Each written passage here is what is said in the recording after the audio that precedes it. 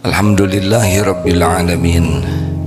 Segala puja dan puji hanya milik Allah yang maha menyaksikan, maha mengetahui segala-galanya, maha mendengarkan apapun yang terucap. Dialah Allah subhanahu wa ta'ala, penguasa segala takdir. Tidak ada yang bisa terjadi tanpa izin Allah. Walaupun bergabung jin dan manusia menghendaki, tapi kalau Allah tidak menghendaki tidak pernah terjadi. Allahumma sholli ala sayyidina Muhammadin wa ala alihi wa ashabihi ajma'in. Sudah adik-adik, silakan duduk.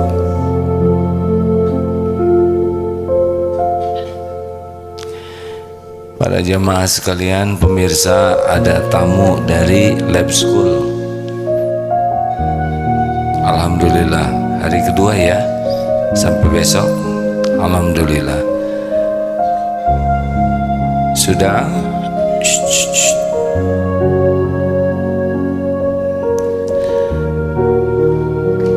Karena ada adik-adik, jadi sekali lagi kita ulangi. Sukses yang asli itu apa? Sukses yang asli itu masuk ke dalam surga.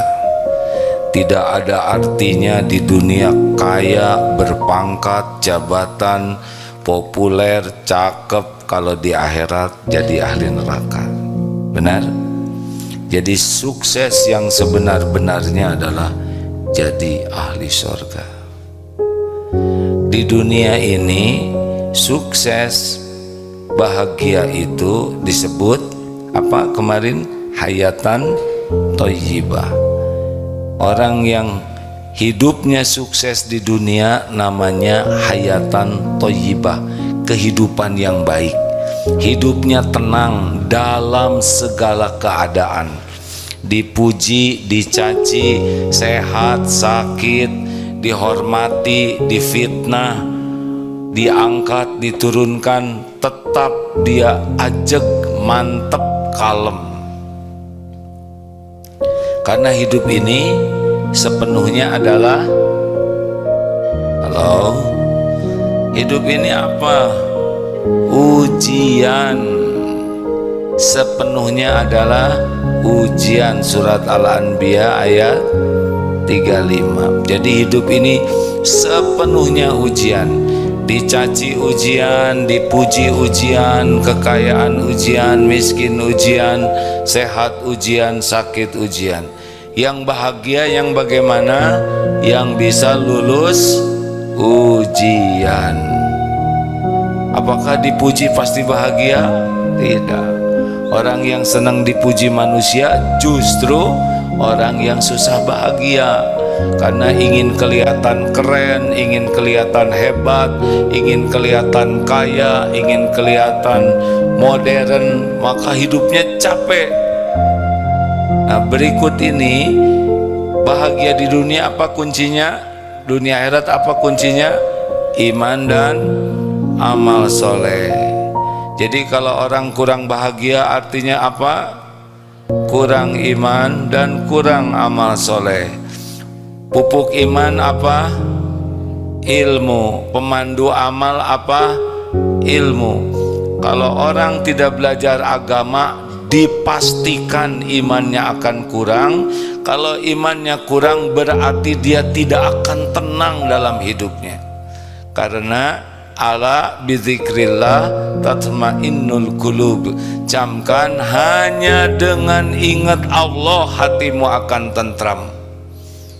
Ingat keselain Allah, kalau tidak segera kembali ke Allah pasti tidak akan membuat bahagia. Ini rumus dasar, ini penting sekali. Setiap perbuatan akan kembali ke siapa? Kepada sendirinya. Kalau kita berbuat baik, siapa yang paling beruntung? Jawab, diri sendiri. Perlukah kita menunggu orang lain berterima kasih? Perlukah kita menunggu orang lain balas budi? Oh, tidak ada perlunya. Makin kita menanti-nanti orang lain menghargai kita, makin tidak bahagia hidup ini. Ini sengaja diulang-ulang terus sampai masuk di hati kita bahwa hidup ini bukan perkara gelar, pangkat, jabatan, popularitas, bukan. Itu nanti dikasih oleh Allah sebagai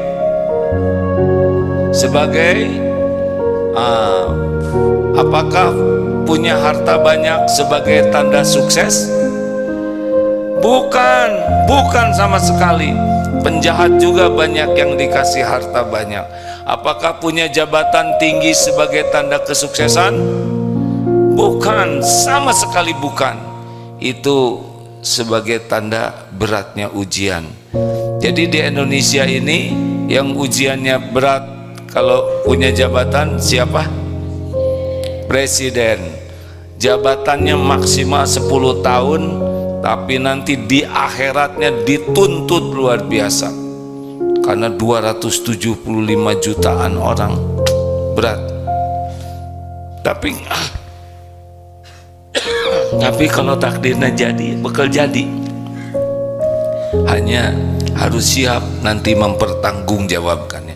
Ini adik-adik ya, adik-adik ini ciptaan Allah semuanya. Yang paling tahu bakat adik-adik ini adalah Allah. Gimana saya ingin masa depan? Gampang, masa depan kita sepenuhnya ada dalam genggaman Allah. Jadilah anak yang soleh, solehah, disukai Allah, nanti Allah kasih yang terbaik. Karena yang paling tahu yang terbaik bagi kita adalah siapa? Allah. Kalau Allah menghendaki kita jadi sesuatu, jadi tidak jadi. Bukan masalah biaya. Kalau Allah mau, jadikan jadi. Mau kuliah di mana saja, semua kampus milik Allah. Yang paling penting bagi kita adalah Allah memilihkan yang terbaik untuk kita. Benar? Siapa yang tahu yang terbaik untuk kita? Nah,